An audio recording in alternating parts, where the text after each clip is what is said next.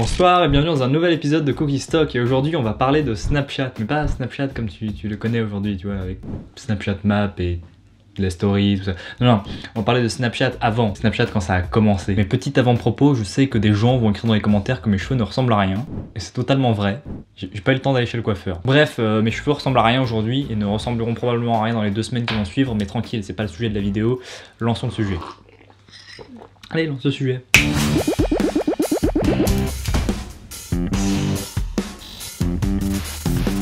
Est-ce que tu te souviens de Snapchat à l'époque où ça venait d'être lancé? L'époque où tu devais encore expliquer le concept de Snapchat. Tu sais, c'était cette époque où quand tu disais « Mais si, télécharge Snapchat, c'est vachement bien », tous tes potes te répondaient « C'est quoi et ça sert à quoi ton truc ?» Et toi t'étais là et tu leur disais « Mais si, c'est vachement bien, tu règles une certaine durée sur ta photo après l'avoir prise, tu l'envoies et au bout de par exemple 5 secondes, si t'as réglé 5 secondes, la photo elle se détruit. » Le mec en face de toi, à chaque fois il te répond la même chose, genre en mode « Mais ça sert à quoi ?» Et je t'avoue que même maintenant, quand j'y repense, je me dis que ça sert pas de ouf, c'est bizarre comme concept. Parce qu'on va pas se mentir, pour un mec, quand on a commencé à entendre parler de Snapchat, bon, la raison pour laquelle on a voulu l'utiliser au début, voilà. Parce qu'on va pas se le cacher, le concept de partager une photo avec quelqu'un, normalement, c'est de la garder, c'est un peu un souvenir, tu vois. Et donc forcément, ça amène la question suivante, qui est, pourquoi la photo disparaît? Et auquel cas, à quoi ça sert? À quoi ça sert? À rien. Voilà, ça sert à rien. Et pourtant, on est tous fans du truc. C'est les filtres, je crois que c'est les filtres qui vendent le truc. Est-ce que tu te souviens de l'époque où le filtre chien n'existait pas? Et tout ce qui s'ensuit, les beurrettes à filtre chien, ça existe ça? Mais juste le filtre chien, c'est interdit. Voilà, et c'était une belle époque, très belle époque. Est-ce que tu te souviens de Snapchat à l'époque où tu ne pouvais écrire qu'une seule ligne de texte? Et du coup, comme sur Twitter, tu t'es forcé à charcuter la langue française pour faire rentrer le texte que tu voulais mettre. Tu te souviens de ça? Est-ce que Parce que moi, je me souviens. Tu te souviens, Claire? Elle s'en bat les couilles. Est-ce que tu te souviens de Snapchat à l'époque où on ne disait pas encore « Hey, on fait un selfie !» C'est terrible, cette expression est rentrée dans les mœurs, mais le terme selfie, c'est quand même genre le self de soi-même.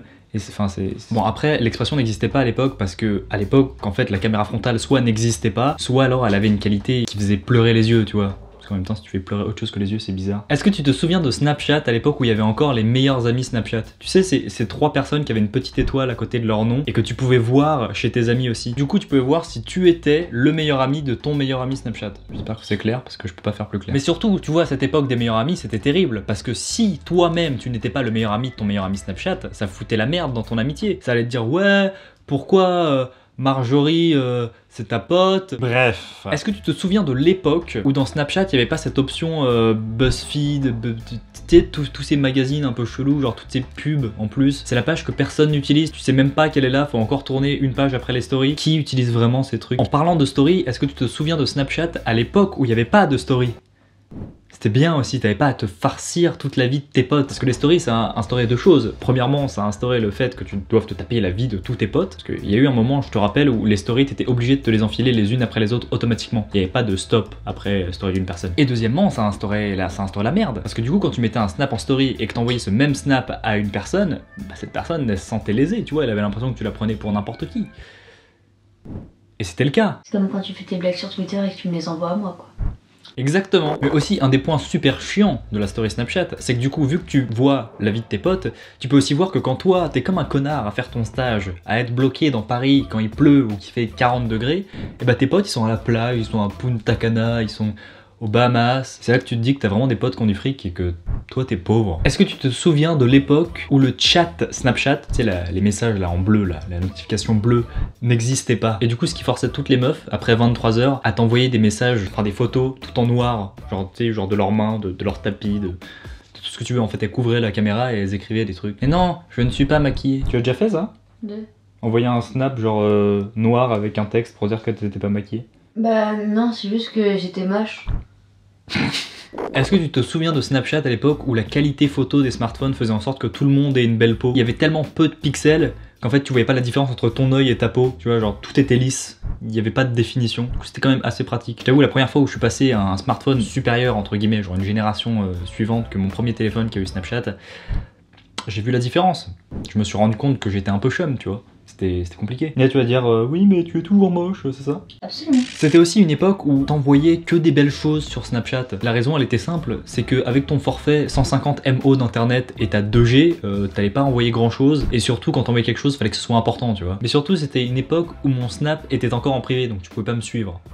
Du coup au cas où t'aurais pas compris l'idée subliminale derrière ça, ça se dit idée subliminale? Absolument pas. Si vous avez pas compris l'idée implicite, ça veut dire suivez-moi sur Snapchat et tout. Parfois je mets des trucs et tout. Mais en fait non, suivez-moi sur Snapchat mais en même temps me suivez pas. Parce que récemment j'ai découvert les Instagram Stories un peu tardivement, parce que je faisais un peu du rempart face à ça, parce que je trouvais que c'était un peu injuste de la part d'Instagram de reprendre le concept de Snap. Et au final je trouve que c'est mieux fait sur Instagram, mis à part pour les filtres.